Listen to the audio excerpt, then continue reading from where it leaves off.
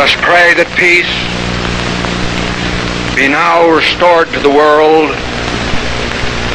and that God will preserve it always. These proceedings are closed.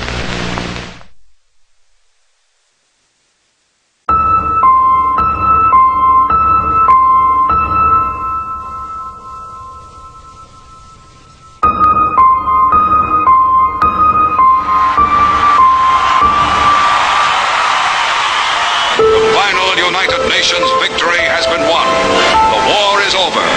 Peace is here. The crowd of 2 million review the greatest parade of victorious arms ever witnessed. This is the news that electrified the world. Unconditional surrender of a new world of peace. Today the guns are silent. The skies no longer rain death.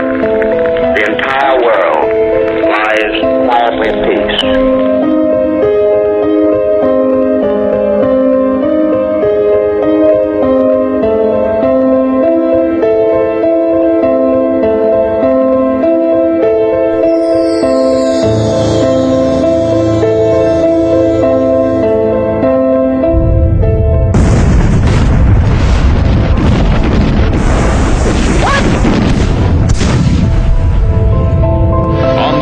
American infantrymen once again hit the road toward Korea's capital city of Seoul.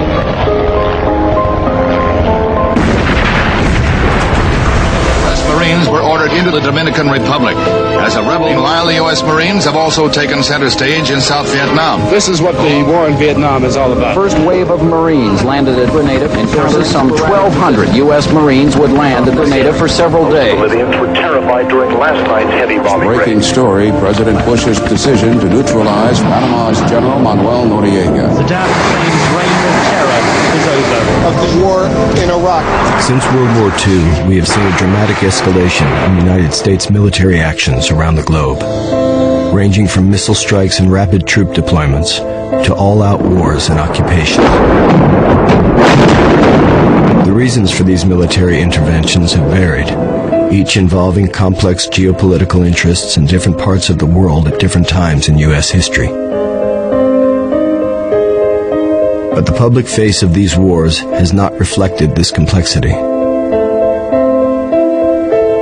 Over the past 5 decades, deliberation and debate about U.S. military actions have largely been left to a closed circle of elite Washington policymakers, politicians and bureaucrats whose rationales for war have come into public view only with the release of leaked or declassified documents, often years after the bombs have been dropped and the troops have come home.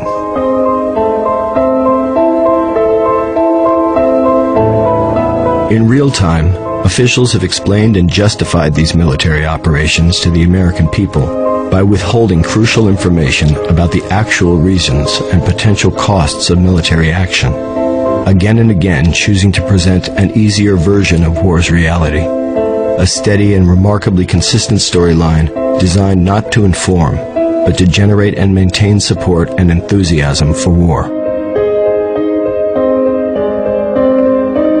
Nationally syndicated columnist and author Norman Solomon began to notice the basic contours of this official storyline during the war in Vietnam. As a teenager, I read about the war in Vietnam as it escalated. I saw the footage on television. In combat, there are no niceties. A dead enemy soldier is simply an object to be examined for documents, then removed as quickly as possible, sometimes crudely.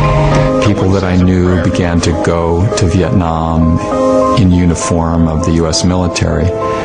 And as time went on, I began to wonder, particularly as I became draft age, about the truthfulness of the statements coming from the White House and top officials in Washington.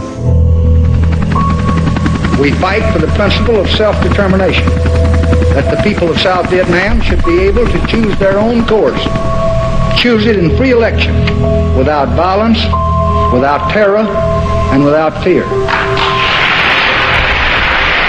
And through that process, I began to really wonder about whether we were getting more truth or lies. In the years since, Solomon has focused his attention on a set of striking parallels between the selling of the Vietnam War and the way presidents have rallied public support for subsequent military actions. Looking back on the Vietnam War, as I did many times, I had a very eerie feeling that while the names of the countries changed, and of course each circumstance was different, there were some parallels that cried out for examination. Rarely, if ever, does a war just kind of fall down from the sky. The foundation needs to be laid, and the case is built, often with deception.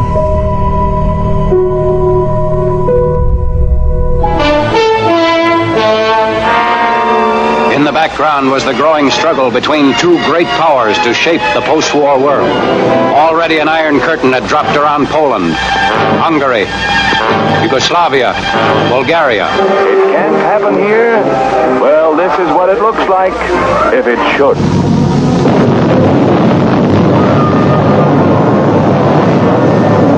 Chief of Police is hustled off to jail. Public utilities are seized by fifth column editor who operates under a free press. He goes to jail too. Fighters will account for some of the enemy, but some will get through to your home.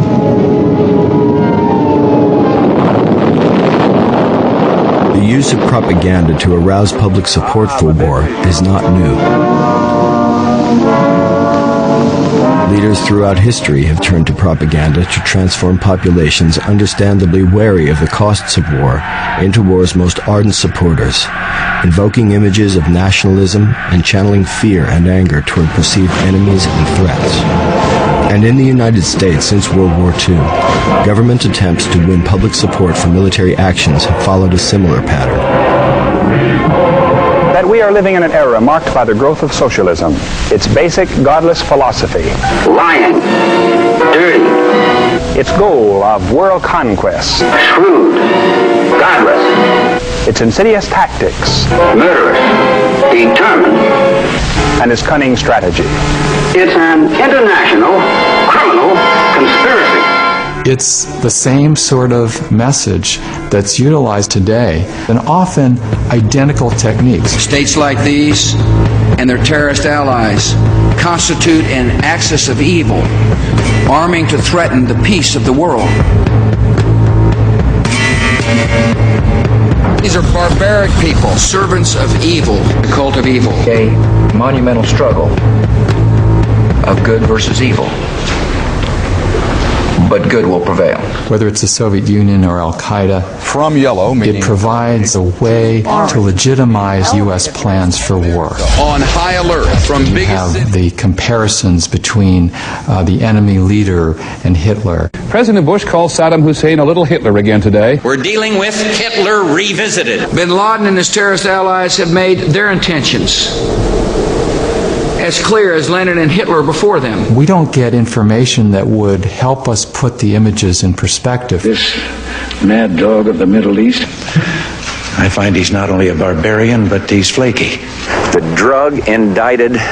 drug-related, indicted dictator of Panama. And to support their claim that Noriega was out of control, ghoulish evidence of satanic practices with dead animals that one official called kinky. Saddam Hussein is a homicidal dictator who is addicted to weapons of mass destruction. And as Aldous Huxley said long ago, it's more powerful often to leave things out than to tell lies. For instance, quite often the U.S. government directly helped the dictators that were now being told must be overthrown. And it's that selectivity of history that's a very effective form of propaganda. This selective view of reality, buttressed by these fear-based appeals, represents a larger pre-war pattern. The repeated claim that the United States uses military force only with great reluctance. We still seek no wider war. The United States does not start fights. America does not seek conflict. I don't like to use military force. Our nation enters this conflict reluctantly. And only for the most virtuous of reasons. First and foremost, to spread freedom and democracy. We want nothing for ourselves, only that the people of South Vietnam be allowed to guide their own country in their own way. The rhetoric of democracy is part of the process of convincing people that even though unpleasant things must be done sometimes in its name, like bombing other countries, democracy is really what it's about. The United States has been engaged in an effort to stop the advance of communism in Central America by doing what we do best, by supporting democracy. And it's almost as though repeating it enough times makes it so. Our cause of liberty, our cause of freedom, our cause of compassion and understanding. People want democracy, peace, and the chance for a better life in dignity and freedom. We want to lift lives around the world, not take them. These are forms of propaganda that are insidious because they tug at our heartstrings. We must get the Kosovo refugees home safely. Minefields will have to be cleared. Homes destroyed by Serb forces will have to be rebuilt. Homeless people in need of food and medicine. Of course we want to help other people. These are propaganda messages that say, don't just think of yourself. America can't just be selfish. It makes bombing other people ultimately seem like an act of kindness, of altruism. Today, our armed forces joined our NATO allies in airstrikes against Serbian forces responsible for the brutality in Kosovo. We are upholding our values, protecting our interests, and advancing the cause of peace. Belgrade's largest heating plant up in flames. But even as planes of the multinational forces attack Iraq, I prefer to think of peace, not war. If my motives are pure, then the fact that I'm killing people may not be too upsetting. As a matter of fact, it may indicate that I'm killing people for very good reasons.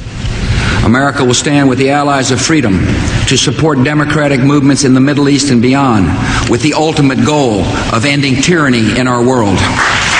And so you have kind of the high ground president with the lofty motives being proclaimed. We're told that peace is being sought, alternatives to war are being explored. And that's kind of, the official story. And I am continuing and I am increasing the search for every possible path to peace.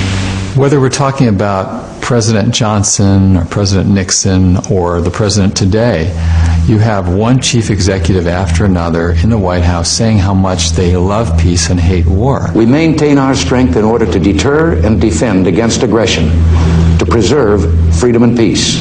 No one, friend or foe, should doubt our desire for peace. The United States wants peace. We seek peace. We strive for peace.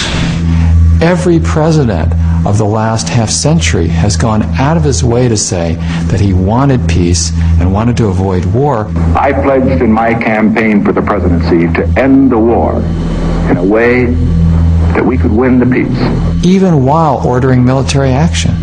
I still think we ought to take the dice on now. I think for that brown people, we have to pound around us all the well, no, I'd rather see some nuclear bomb. That's it. That, I think, would just be too much. The nuclear bomb, that probably.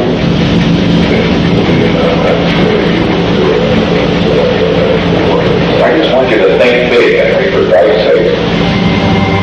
sake. So you have this paradox in a way of the president who has just ordered massive military violence and lethal action by the Pentagon, turning around and saying, I want to oppose violence and promote peace.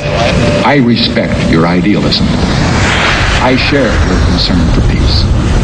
I want peace as much as you do. Actually, war becomes perpetual when it's used as a rationale for peace.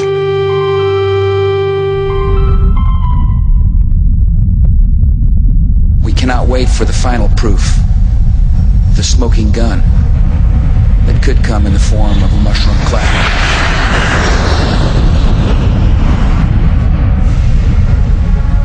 As Americans, we like to think that we're not subjected to propaganda from our own government.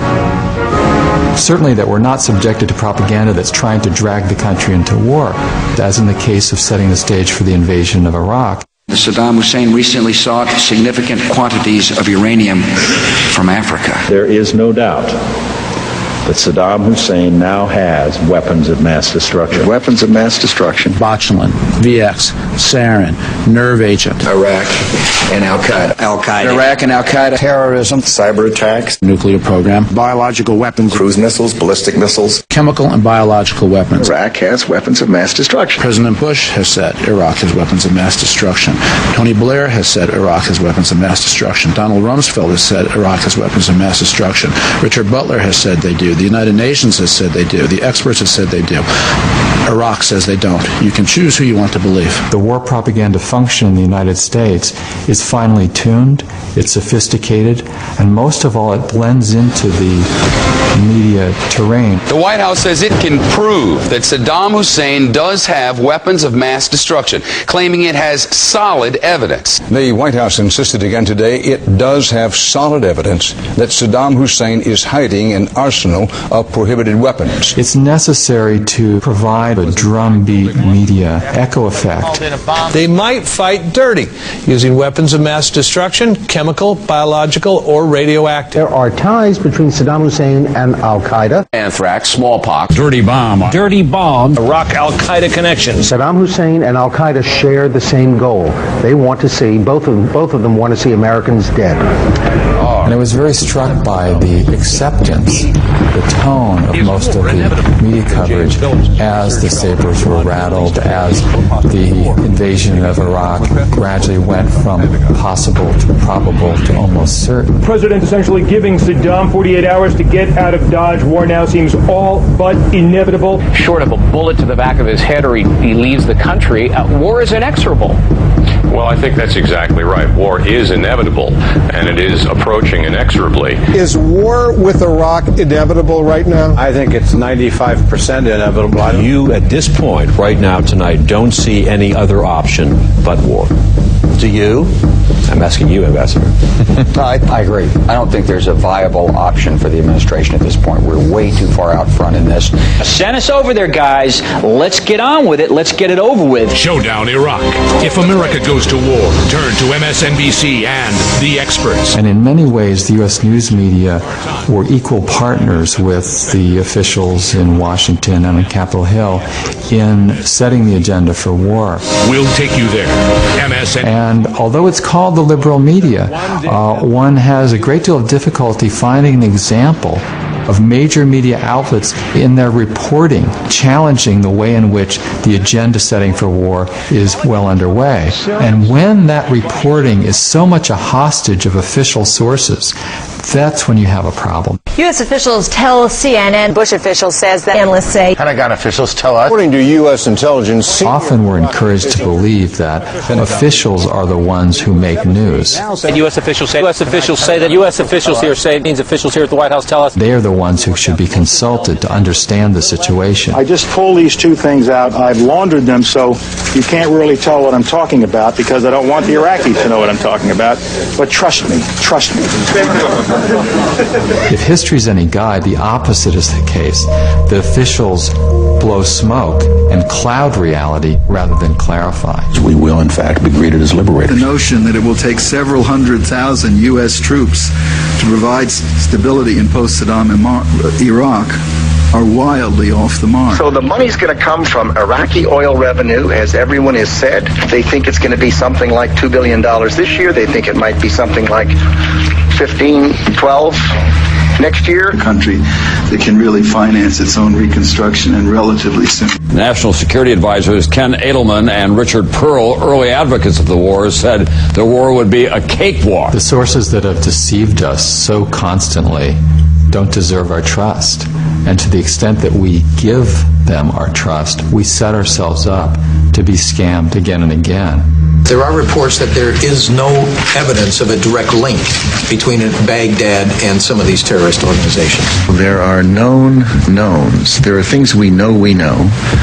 We also know there are known unknowns. That is to say, we know there are some things we do not know. But there are also unknown unknowns. The ones we don't know, we don't know.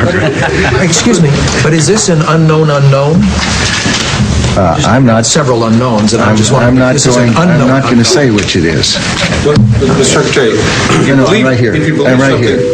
In the run-up to the war in Iraq, the failure of mainstream news organizations to raise legitimate questions about the government's rush to war was compounded by the network's deliberate decision to stress military perspectives before any fighting had even begun. We've got generals, and if you ask them about the prospects for war with Iraq, they think it is almost certain. CNN's use of retired generals as supposedly independent experts reinforced a decidedly military mindset, even as serious questions remained about the wisdom and necessity of going to war.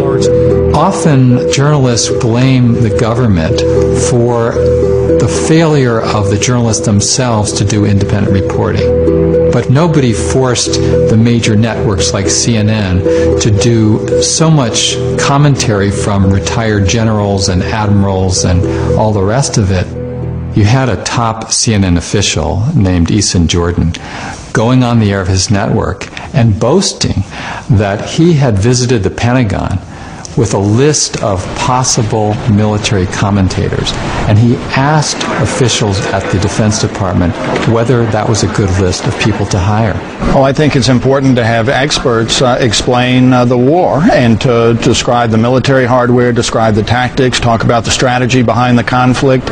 I went to the Pentagon myself several times before the war started, met with important people there and said, for instance, at CNN, here are the generals we're thinking of retaining to advise us on the air and off about the war, and we got a big thumbs up on all of them. That was important. It wasn't even something to hide ultimately. It was something to say to the American people on his own network, see, we're team players. We may be the news media, but we're on the same side and the same page as the Pentagon. And that really runs directly counter to the idea of an independent press. And that suggests that we have some deep patterns of media avoidance when the U.S. is involved in a war based on lies. My fellow Americans. In 1964, President Lyndon Johnson falsely claimed that an attack on U.S. gunships by North Vietnamese forces in the Gulf of Tonkin gave him no choice but to escalate the war in Vietnam. That renewed hostile actions against United States ships on the high seas in the Gulf of Tonkin have today required me to order the military forces of the United States to take action in reply. Routinely, the official story is a lie, or a deception, or a partial bit of information that leaves out key facts. In international waters in the Gulf of Tonkin, destroyers of the United States Navy are assigned routine patrols from time to time. Sunday, August the 2nd, 1964, the destroyer Maddox was on such a patrol. Shortly after noon, the calm of the day is broken as general quarters sound.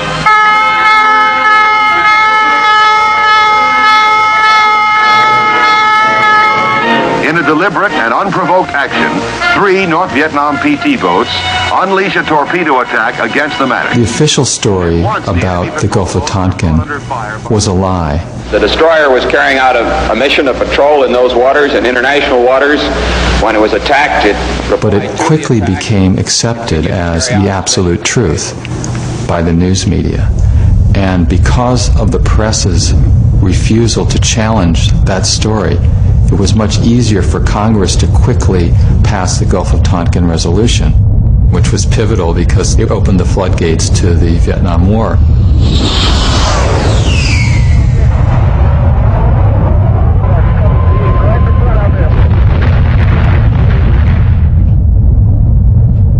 Well, I think it's a very clear demonstration of the unity of the country behind the policies that are being followed by the president in South Vietnam, and more specifically of the action that was taken in response to the attack upon our destroyers. At that point, the facts were secondary. In the case of the Washington Post reporting, I asked more than 3 decades later whether there had ever been a Post retraction of its reporting on the Gulf of Tonkin events. And I called the newspaper and eventually reached the man who had been the chief diplomatic correspondent for the paper at the time, Murray Martyr, and I said, Mr. Martyr, has there ever been a retraction by the Washington Post of its fallacious reporting on the Gulf of Tonkin? And he said, I can assure you it never happened. There was never any retraction. And I asked why. And he said, well, if the news media were going to retract its reporting on the Gulf of Tonkin, it would have to retract its reporting on virtually the entire Vietnam War. Fast forward a few decades, you have President George W. Bush saying that to an absolute certainty there were weapons of mass destruction in Iraq, and that intelligence sources told him that clearly, which was not at all the case. Secretary of State Powell will present information and intelligence about Iraq's illegal weapons programs, its attempts to hide those weapons from inspectors, and its links to terrorist groups. The failure of American news media to check government distortion reached new heights when, on the eve of war, the highly respected Secretary of State Colin Powell appeared before the United Nations to make the case that there were weapons of mass destruction in Iraq. Saddam Hussein's intentions have never changed. He is not developing the missiles for self-defense. These are missiles that Iraq wants in order to project power, to threaten, and to deliver chemical, biological, and, if we let him, nuclear warheads. Today, Secretary of State Powell brought the United Nations Security Council the administration's best evidence so far. After Colin Powell's speech to the UN, immediately the U.S. press applauded with great enthusiasm. The picture. Did Colin Powell close the deal today in your mind for anyone who has yet objectively to make up their mind? I think for anybody who analyzes the situation, he has closed the deal. There's irrefutable, undeniable, incontrovertible evidence today. Colin Powell brilliantly delivered that smoking gun today. Colin Powell was outstanding today. I mean, it was lockstep. It was so compelling. I don't see how anybody at this point cannot support this effort. He made a wonderful presentation. I thought he made a great case for the purpose of disarmament. It was devastating. I mean, and overwhelming abundance of the evidence. Point after point after point. He just flooded the terrain with data. It's the end of the argument phase. America has made its case. The Powell speech has moved the ball. I think case is closed. But at the time, it was quite possible to analyze and debunk what he was saying. Whereas the British press and other international news sources immediately raised legitimate questions about the accuracy of Powell's presentation. The major U.S. news media were virtually silent about the factual basis of his claims, and near unanimous in their praise. Even the purportedly anti-war New York Times editorialized the next day that Colin Powell had made a sober case, a factual case. One of the great myths and part of the war propaganda cycle is way after the fact to claim that it couldn't have been known at the time that U.S. officials were lying us into war. And in point of fact, it was known at the time and said by many people who were not allowed on the networks by and large. One such critical voice belonged to MSNBC's Phil Donahue, one of the few mainstream media commentators who consistently challenged the official storyline coming out of Washington. We're all now, everybody's righteous. What a terrible Hitler this is. We were mute when he was doing that. He was our SOB. Absolutely. And now we're sending our sons and daughters to war to fix that mistake. Doesn't seem fair to me. Despite being the highest-rated program on MSNBC, Donahue's show was abruptly canceled by the network just 3 weeks before the start of the war. Phil Donahue was an anti-war voice on MSNBC, one of the cable news channels. And a memo that was leaked as the Donahue show was canceled is very explicit.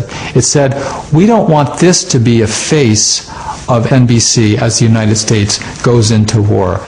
This guy puts anti-war voices on our network. The American people need to know there is no just cause for this war. There's no evidence that there is even a weapon that exists in that country yet. Journalists, too many of them, and some quite explicitly, have said that they see their mission as helping the war effort. And if you define your mission that way, you'll end up suppressing news that might be important, accurate, but maybe isn't helpful to the war effort. We don't want to have that kind of public persona when then we'd be vulnerable to charges that were unpatriotic. It'll make it more difficult to keep pace with the flag wavers at Fox or CNN or whatever. And more broadly, news media are very worried, not only government pressure, but advertiser pressure, criticism from readers, listeners, and viewers. Gee, our soldiers are in the field. You've got to support them. Don't raise these tough questions. It seems to me that the right thing to do for patriots when American lives are at risk and Americans are dying is to unite behind the troops until victory is won. Now, on this show, Buchanan and Press, we've had a good debate for 8 months on this conflict, but now it seems when the war comes, the debate ends. I think unity, Bill, is essential at this time, or at least when the guns begin to fire.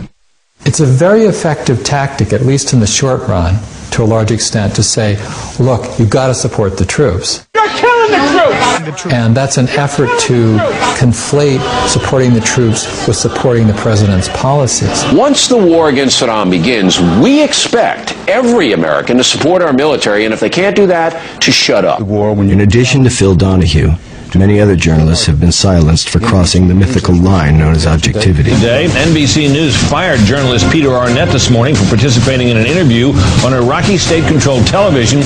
Arnett criticized American war planning and said his reports about civilian casualties in the Iraqi resistance were encouraging to anti-war protesters in America. If you're pro-war, you're objective, but if you're anti-war, you're biased.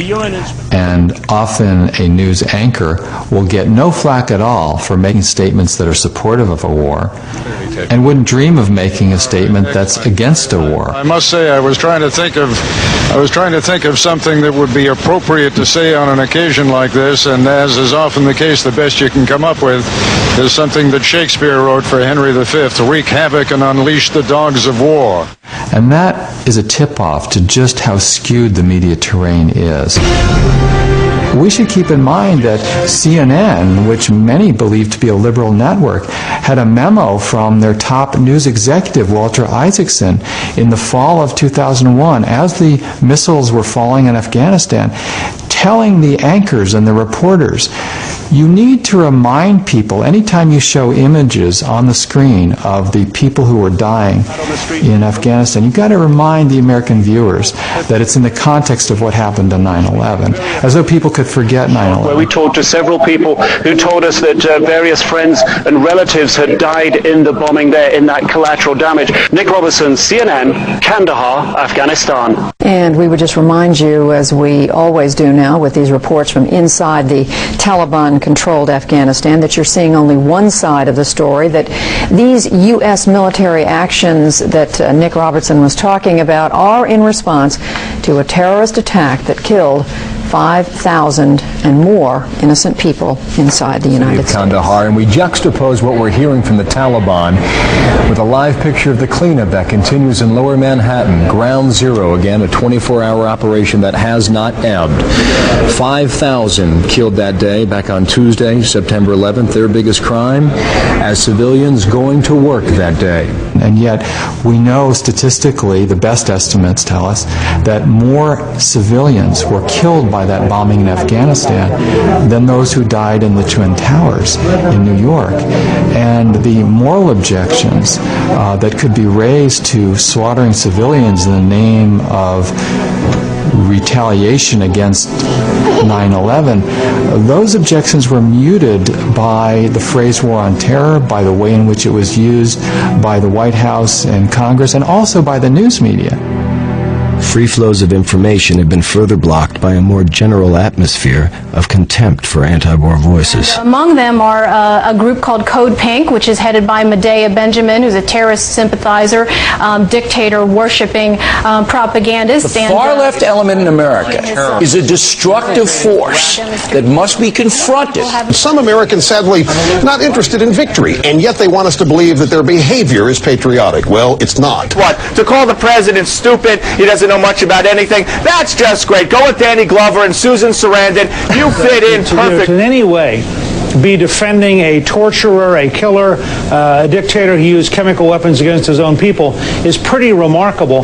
But it's a very long tradition in the Democratic Party. Pay no heed to the peaceniks and the left-wing rock stars.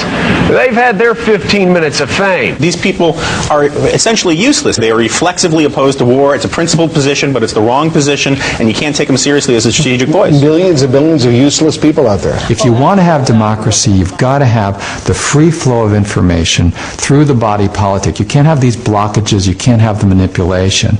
While mainstream journalists have rarely called attention in real time to the failure of news media to provide necessary information and real debate, they have repeatedly pointed to their own failures well after wars have been launched. During the course of this war, there was a lot of snap to in press coverage. We're at war, the world's changed, we have to root for the country to some extent. And yet it seems something missing from this debate was a critical analysis of where it was taking us. Those of us in journalism never even looked at the issue of occupation. Because it just didn't occur to it. We weren't smart enough. You'd had to have gone against the grain. Right, you'd also come off as kind of a pointy head trying to figure out some obscure issue here. Yeah, it's good guys and bad guys. Negativism. News media down the road will point out that there were lies about the Gulf of Tonkin or about weapons of mass destruction in Iraq. I'm sorry to say, but certainly television and perhaps to an extent my station was intimidated by the administration and its foot soldiers at Fox News. We should have been more skeptical. But that doesn't bring back any of the people who've died, who were killed in their own country or sent over by the President of the United States to kill in that country. So after the fact, it's all well and good to say, well, the system worked or the truth comes out. But when it comes to life and death, the truth comes out too late.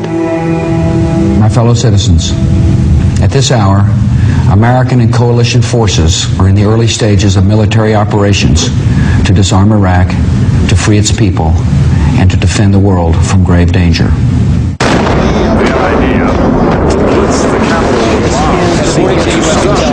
There is, quote, complete confusion. This will be a campaign unlike any other in the senior Iraqi military leadership. Bang, bang, bang, bang, bang. All in the same. Once public support is in place and war is finally underway, the news media necessarily turn from covering the rationales for war to covering war itself. When the president decides he wants the U.S. to go to war, then the war becomes the product.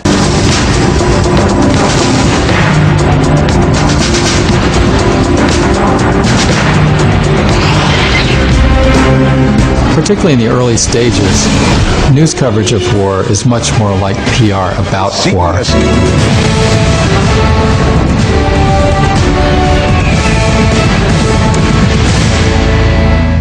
Influencing the nature of this war coverage has been a priority of one administration after another since Vietnam, when conventional wisdom held that it was negative media coverage that turned the American people against the war and forced U.S. withdrawal.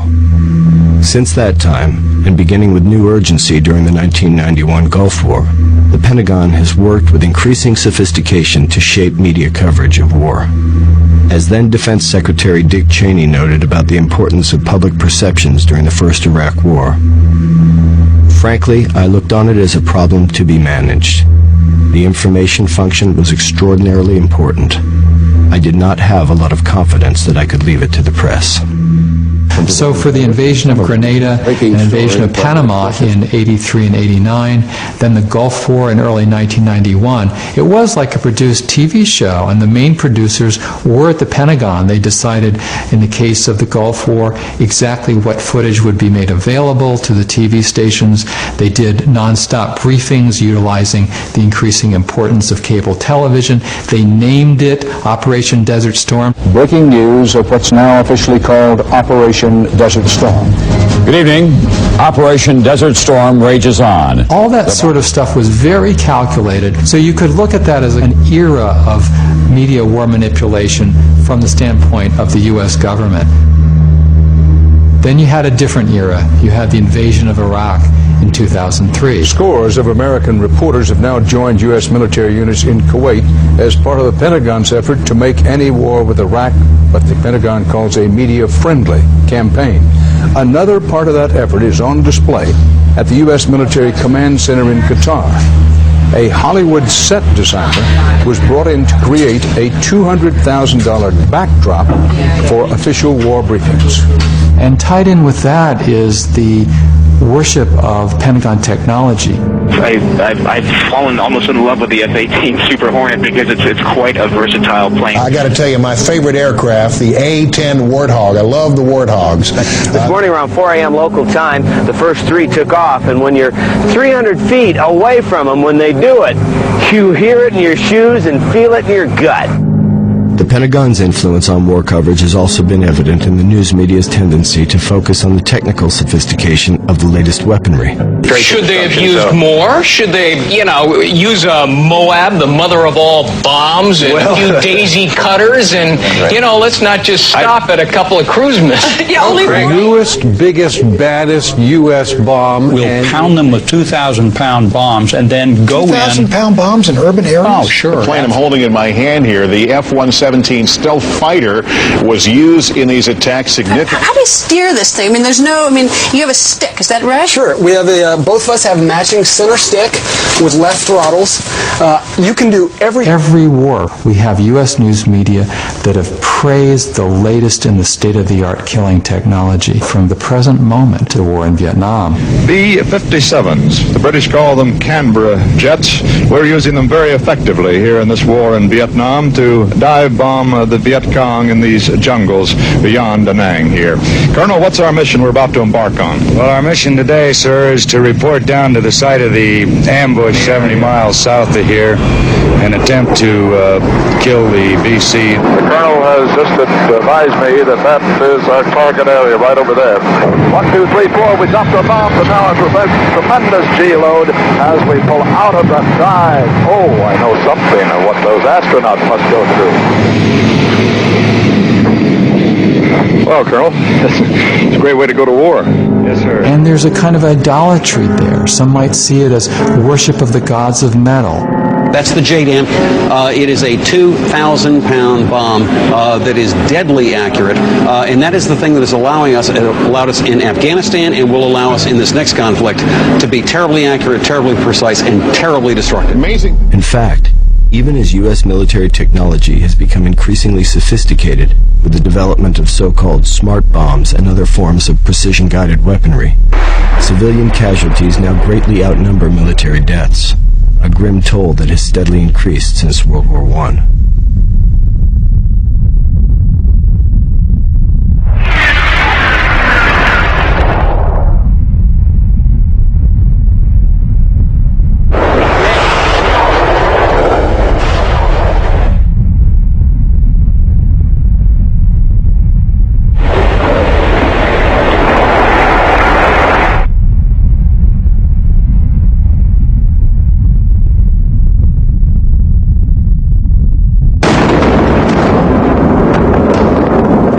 Is the beginning of the shock and awe campaign. According to one official, this is going to be the entire 9 yards. It was a breathtaking display of firepower. There's kind of an acculturated callousness towards what happens at the other end of U.S. weapons.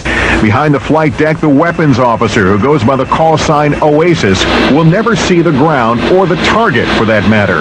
The airfield is simply a fuzzy image on his radar. And this is another very insidious aspect of war propaganda. There's a bias involved where, because the United States has access to high-tech military weaponry, that somehow to slaughter people from 30,000 feet in the air or 1,000 feet in the air from high-tech machinery is somehow moral, whereas strapping on a suicide belt and blowing people up is seen as the exact opposite. The targeting capabilities and the care that goes into targeting to see that the precise targets are struck and that other targets are not struck is as impressive as anything anyone could see. the care that goes into it, the humanity that goes into it, to see that military targets are destroyed, to be sure, but that it's done in a way and in a manner and in a direction and with a weapon that is appropriate to that very particularized target. The weapons that are being used today have a degree of precision that no one ever dreamt of. Within this war-friendly news frame, the Defense Department has also been successful in shaping actual war reporting. Its influence reached new levels with the embedding of journalists during the war in Iraq. The Pentagon tightly controlled the media during the 1991 Persian Gulf War, limiting where reporters could go and often restricting access to small groups of pool reporters. This time, the Pentagon is doing an about-face.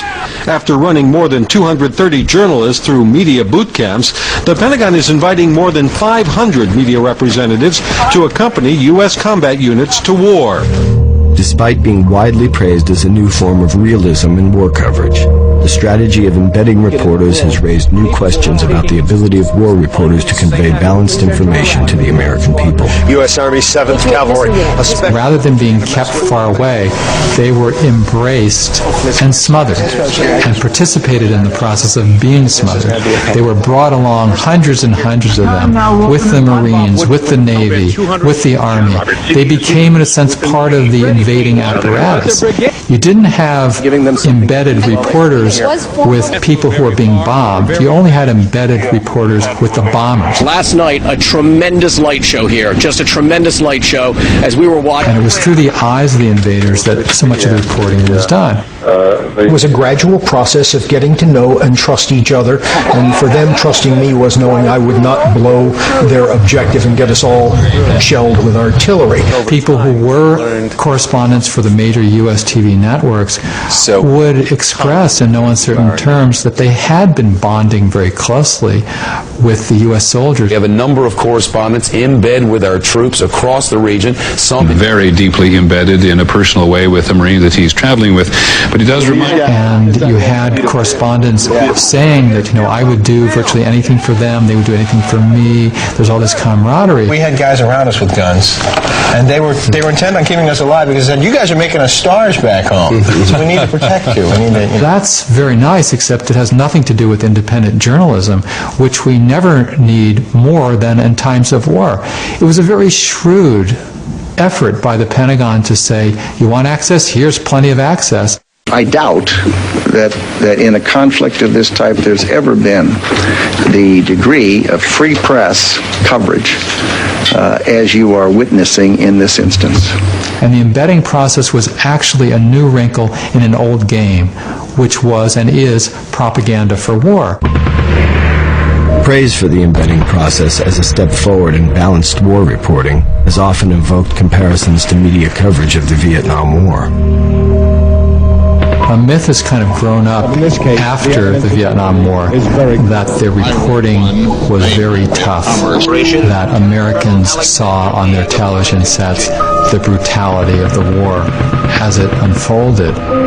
And people often hark back to that as a standard that should now be rediscovered or emulated.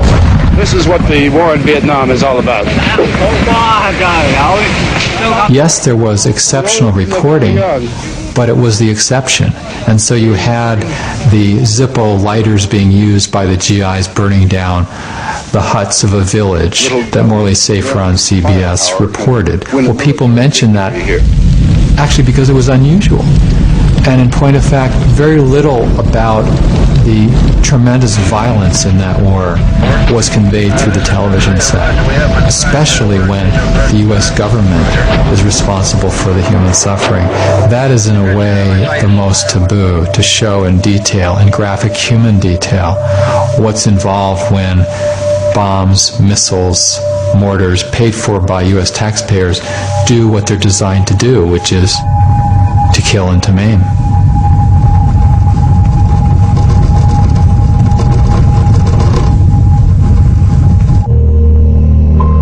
that this is a great concern. I think it's part of the Vietnam syndrome. The Vietnam syndrome that President Reagan mentioned was a reference to America's attempt to forget its most unpopular war. This will not be another Vietnam. Our troops will have the best possible support in the entire world, and they will not be asked to fight with one hand tied behind their back. Like President Reagan before him, President George H.W. Bush explicitly set out during the first Gulf War to rid the national psyche of the so-called Vietnam syndrome. The common belief after the bloody and protracted conflict in Vietnam that the American public no longer had the stomach for war unless guaranteed swift, easy, and decisive victory. Precision weapons and the strategic use of air power helped make the Gulf War an enormous operational victory for the Pentagon, helping it move past the legacy of Vietnam. Well, it's a proud day for America, and by God, we've kicked Vietnam syndrome once and for all. Thank you very, very much. The idea is that supposedly the public is not willing to back strong military action because people have become too skittish about U.S. casualties. In fact, if you look at the actual course of public opinion, there's been a real willingness to support wars, without exception, at the beginning. Public support for the Second World War never fell below 77%, according to opinion polls. But during the Vietnam War, public support fell to about 30%, and within a couple of years of the U.S. occupation of Iraq, public support was down to almost 30% among the U.S. population. So what's the difference? In one case, World War II, the U.S. public never felt that the war was fundamentally based on deception. But if it emerges that the war can't be won quickly, and that the war was based on deceptions, then people have turned against the war. So first the public has to be sold on the need to attack. Then, after the war is underway, withdrawal needs to be put forward as an unacceptable option. Withdrawal of all American forces from Vietnam would be a disaster. Let no one think for a moment that retreat from Vietnam would bring an end to conflict. If we're not leaving so long as I'm the president, that would be a huge mistake. Our allies would lose confidence in America. To yield to force in Vietnam would weaken that confidence. Any sign that says we're going to leave before the job is done simply emboldens terrorists.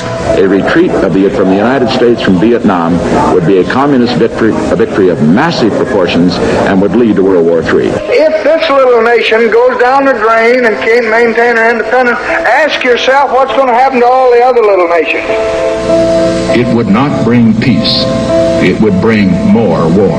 And many propaganda lines become stock in trade of those who started the war in the first place. The party of FDR and the party of Harry Truman has become the party of cut and run. The American people will not stand for surrender. Cowards cut and run. They're advocating a policy called cut and run. That party's old pattern of cutting and running. If we hightailed it and cut and run, we won't cut and run. Cut and run. Cut and run. We will not cut and run. Cut and run. Cut and run. Cut and run. How do you respond? We'll stay the course. We must stay the course. We stay the course. We will stay the course. And we're not going to cut and run if I'm in the Oval Office. All a president has to do is start a war, and these arguments kick in that you can't stop it. So it's a real incentive for a president to lie, to deceive, to manipulate sufficiently to get the war started. And then they've got a long way to go without any sort of substantive challenge that says, hey, this war has to end.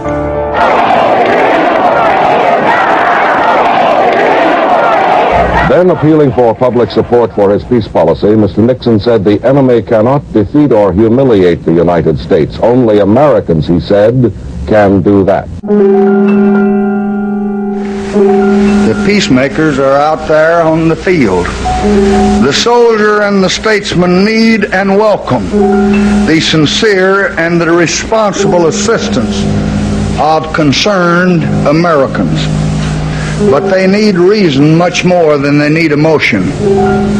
They must have a practical solution and not a concoction of wishful thinking and false hopes, however well-intentioned and well-meaning they may be. It must be a solution that does not call for surrender are for cutting and running now. Those fantasies hold the nightmare of World War III and a much larger war tomorrow.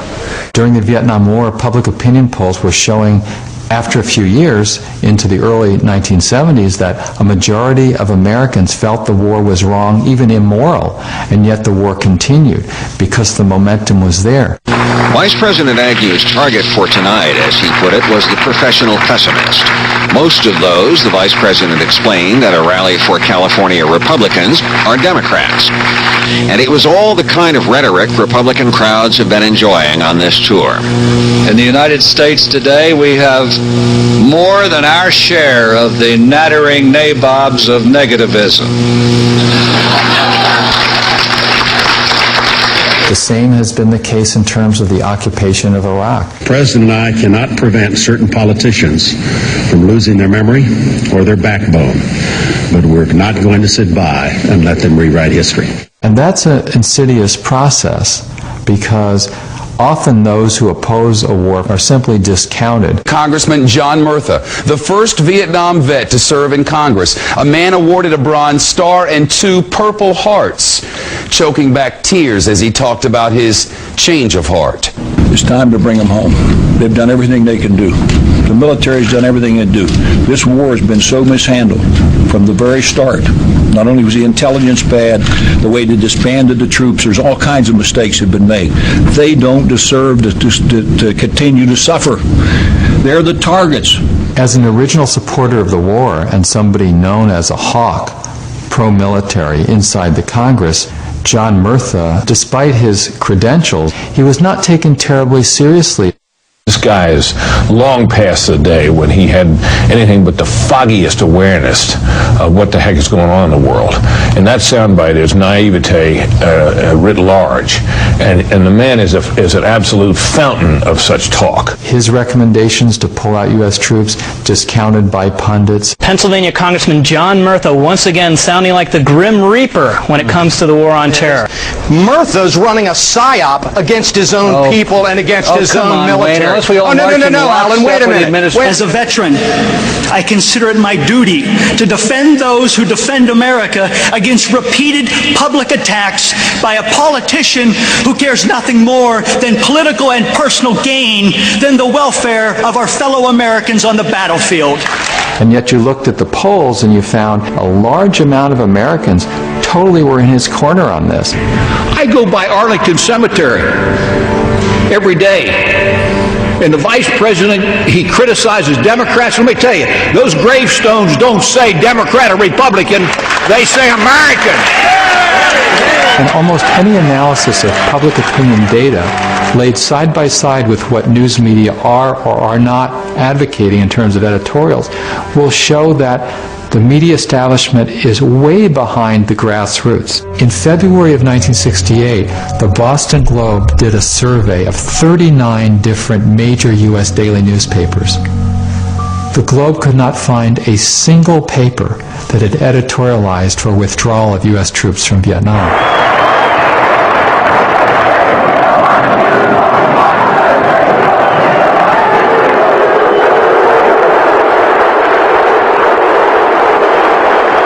And even when calls for withdrawal have eventually become too loud to ignore, officials have put forward strategies for ending war that have had the effect of prolonging it. In some cases, as with the Nixon administration's strategy of Vietnamization, actually escalating war in the name of ending it. In the previous administration, we Americanized the war in Vietnam. In this administration, we are Vietnamizing the search for peace. It's the idea that, okay, the war has become unpopular in the United States, so let's pull out some U.S. troops and have the military burden fall on the allies inside that country. White House officials say it is obvious the South Vietnamese are going to have to hack it on their own. The model is to use air power while pulling out U.S. troops and training Vietnamese to kill other Vietnamese people. And several decades later, in effect, that is a goal of George W. Bush's administration. Our strategy can be summed up this way. As the Iraqis stand up, we will stand down. The rhetoric about shifting the burden of fighting the insurgency onto the shoulders of Iraqi people themselves is very enticing for a president because it's a way of saying to people in the United States, hey, we're going to be out of there. It's just a matter of time. There isn't a person at this table who agrees with you that we're in a quagmire and that there's no end in sight. The media and political focus on the word quagmire is a good example of how an issue can be framed very narrowly. The criticism would be that you're in a situation from which there's no good way to extricate yourself. And then the word clearly would not be a good one. Talking about a quagmire seems to be a positive way of fomenting debate because then we can argue about whether the war is actually working out well. We are now in a seemingly intractable quagmire. That terrible word quagmire, this can be or seems to be a kind of quagmire. Quagmire is really a false sort of a critique because it says really the problem here is what the war is doing to the United States.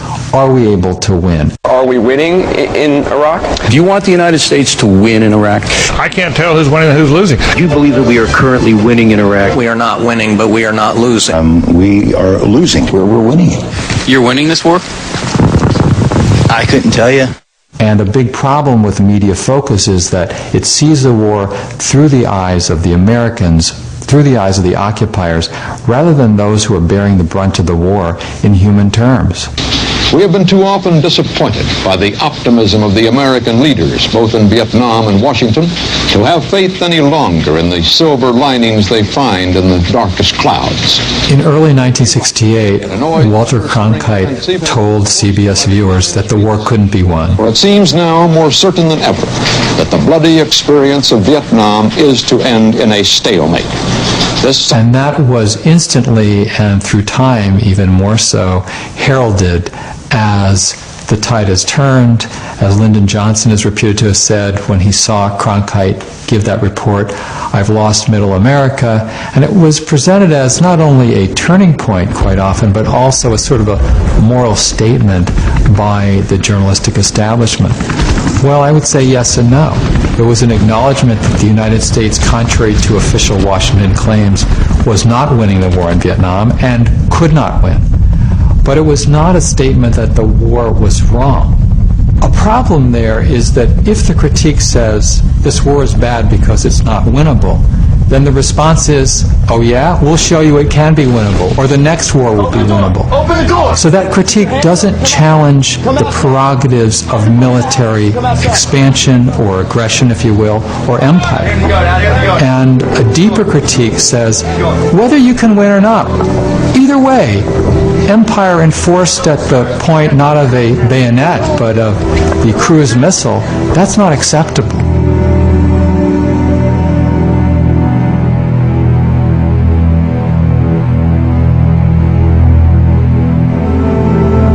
Over the last 5 decades, we have witnessed a wave of U.S. military interventions, a series of bombings, invasions, and long-term occupations. Undertaken, we have been told by one president after another, with the most noble of intentions,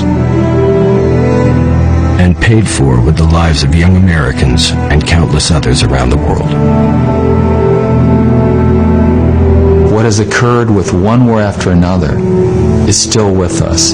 These dynamics are in play in terms of the U.S. occupation of Iraq, looking at other countries such as Iran, and the future will be replicated to the extent that we fail to understand what has been done with these wars in the past.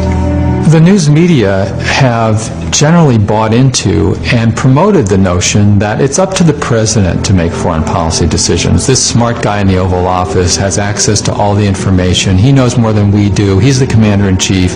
The American people have no major role to play, and nor should they, because after all, they don't have the knowledge or capability to be responsive to the real situation. That was certainly true during the Vietnam War, as it was to be later, time after time. There were people in Congress who raised these issues, and they simply were marginalized by the news media, even though in retrospect, maybe especially because in retrospect, they had it right, and the conventional wisdom and the president were wrong. However difficult this vote may be, some of us must urge the use of restraint.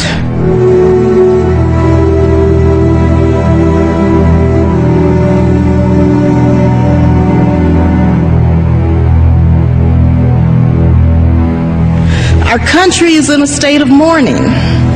Some of us must say, let's step back for a moment. Let's just pause just for a minute.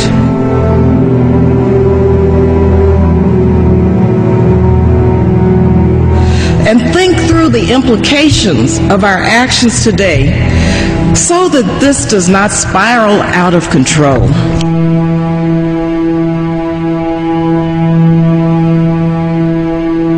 As we act, let us not become the evil that we deplore. Thank you, and I yield the balance of my time. Gentleman's time has expired.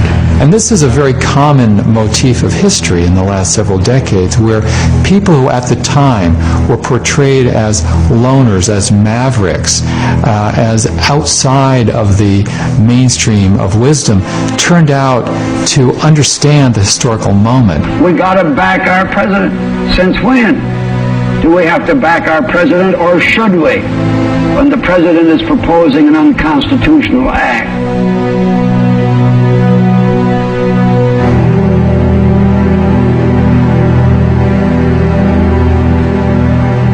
The best example is Wayne Morse, the senior senator from Oregon, who, beginning in 1964, was a voice in the congressional wilderness. Senator Morse was unusual in that he challenged the very prerogative of the U.S. government to go to war against Vietnam. He said, it's up to the American people to formulate foreign policy. Senator, the Constitution gives to the President of the United States the sole responsibility for the conduct of foreign policy. Couldn't be more wrong. You couldn't make a more unsound legal statement than the one you have just made. This is the promulgation of an old fallacy that foreign policy belongs to the President of the United States. To whom does it belong, nonsense. then, Senator? Belongs to the American people. All right, and our constitutional fathers made it very clear. Where does the President fit into this in the responsibility scale? What I'm saying is, under our Constitution, all the President is the administrator of the people's foreign policy. Those are his prerogatives.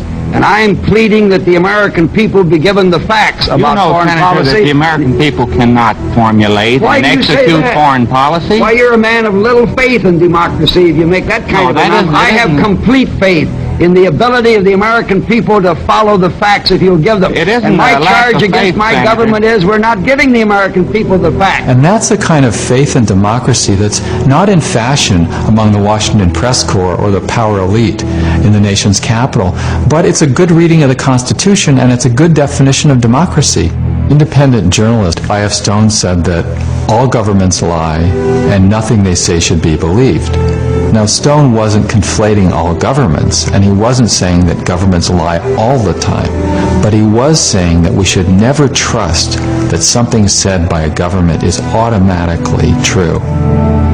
Especially our own, because we have a responsibility to go beneath the surface, because the human costs of war, the consequences of militaristic policies, what Dr. King called the madness of militarism, they can't stand the light of day if most people understand the deceptions that lead to the slaughter and the human consequences of the carnage. If we get that into clear focus, we can change the course of events of this country, but it's not going to be easy, and it will require dedication to searching for truth.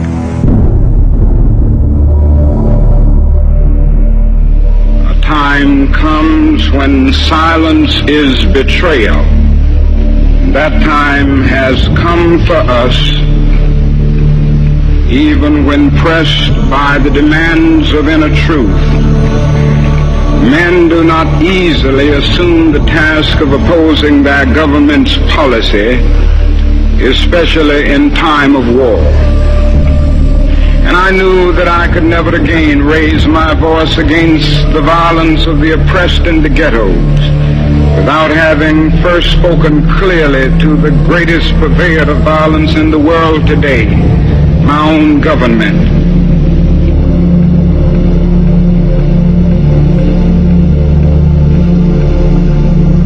What do they think as we test out our latest weapons on them? Just as the Germans tested out new medicine and new tortures in the concentration camps of Europe, now that is little left to build on save bitterness. We are met by deep but understandable mistrust. To speak for them is to explain this lack of confidence in Western words, and especially their distrust of American intentions now. The world now demands a maturity of America that we may not be able to achieve. This way of settling differences is not just. A nation that continues year after year to spend more money on military defense than on programs of social uplift is approaching spiritual death. Somehow this madness must cease. We must stop now. I speak as one who loves America. To the leaders of our own nation, the great initiative in this war is ours. The initiative to stop it must be ours.